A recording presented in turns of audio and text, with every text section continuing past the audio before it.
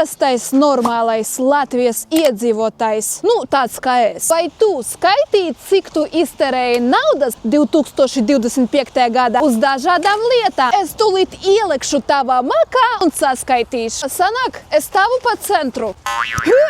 Ideja latvietis uz savu telefonu maksā 180 eiro gadā, lai paskrolētu tiktokus, manus video, lai paskrolētu interneta veikalus, lai vairāk naudas iztērē, lai apmaksātu visus rēķinus, tajā skaitā rēķinu par telefonu. Visas problēmas no telefona. Uz sportu mums iet no 480 līdz 840 eiro gadā. Mums kebabi un pārējais fast food ir uz katra stūra. Pasportot tomēr vajadzēs. Komunālie rēķini visnepatīkamais no 900 līdz 1530 eiro gadā. Laikam visa šī summa ir tikai no apkuras sezona. Tiem izturību šajā augstajā ziemā. Restorāni no 1200 līdz 2400 eiro. Varbūt gatavosim mājā. Produkti veikalā no 3600 eiro līdz